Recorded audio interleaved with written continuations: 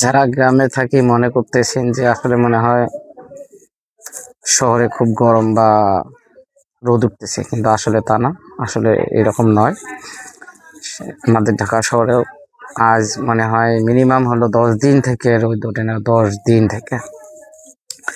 আজকে অনেকে হয়তো বা মনে করেন গোসল করার ভয়ে কেউ নামাজও পড়তে চায় না, শুক্রবারে আজকে নামাজ সেটাও পড়তে চায় না, কারণ আজকে লোকজন কম হয়েছে। আজকে অন্য সময় থেকে বাইরে অনেক লোক বসে, কিন্তু আজকে সেই ক্ষেত্রেও কম বসছে। তা যাই হোক, আমরা তো ঢাকায় পড়ে আছি মনে করেন পেটের দায়। কারণ বউ বাচ্চা নিয়ে কার না ইচ্ছা হয় যে সুখে শান্তিতে ঘুমাই বা বসবাস করি।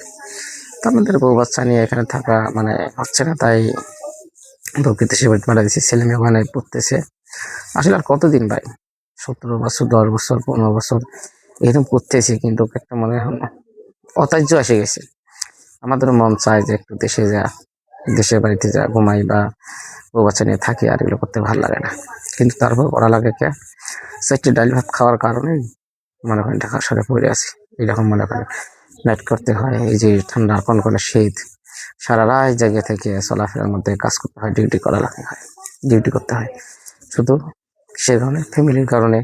বাচ্চা আছে, বউ বাচ্চা আছে, তাদের মুখের দিক তাকা যেন একটু ডাইলে ভাত তারা শান্তি করে খাইতে পারে বা আমি খাইতে পারি। এই জন্য আসলে দেশে মনে করেন ঢাকায় থাকা বা গ্রামের বা আমার শহরের বাইরে থাকা। আমরা যেমন মনে করেন ঢাকা শহরে আসছি, ওই যে এক শিল্পী বলেছিল, বুঝছে, আমার দেহটা শহরে থাকে, ওরে মনটা থাকে গায়, ওরে আমি ঢাকায় পইড়ায় আছি, শুধু পেটের দায়, শুধু পেটের দায়। আমার দেহটা ঢাকাতে থাকে, ওরে মনটা থাকে গায়, ওরে আমি ঢাকায় পইড়ায় আছি, শুধু পেটের দায়, শুধু পেটের দায়। তা ভাই, আজকে এই পর্যন্ত। যদি পেটটা না থাকতো আমার মনে হয় না ঢাকা আসা লাগতো না। যাই হোক, আমাদের কপালে ছিল, আল্লাহ তাআলা হয়তো বা আমাদের গরিব ঘরে জন্মাইছি, যে গরিব ঘরে জন্মার পরেও আমার শান্তিতে আছি। কেন না, আল্লাহ তো বলে দিছে যে বড় লোকের চেয়ে গরিব 500 বছর আগে জান্নাতে যাবে। সুবহানাল্লাহ। গরিব ঘরে জন্মার পরেও আপনার কোনো দুঃখ করি না, কারণ এইগুলি তো কষ্ট, এটা তো কষ্টই না, এটা পরীক্ষার জায়গা। কষ্ট করিয়া ওটা, এটাও একটা পরীক্ষা।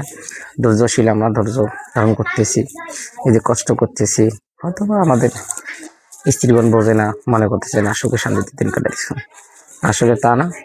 কষ্ট একবার মনে হলে যে একবার সারি চলে যাই, চাকরি করলে সারি, কিন্তু আরেকবার যখন খাওয়ার কথা, মানে ছেলে মেয়ে আছে, মানুষ করতে হবে তাদের, আমরা তো অমানুষ হয়েছি, তো তারা যেন তাদেরকে যেন মানুষ করতে পারি, এর জন্য যাইতে পারি না। এই পেটটার কামড়ে পাই, এই পেটটার জন্য সে ঢাকা শহরে পড়ে আছি, নাইট করছি, এই যে এখনো ঘুমাই নেই, জেগে আছি, এখনো শোয়ার জন্য রেডি হয়েছি। যে ভালো থাকবেন, আসসালামু আলাইকুম। শেয়ার করলাম আপনাদের সাথে, কেউ আবার মাইন্ড করবেন না, জিনিসগুলো বোঝার চেষ্টা করবেন।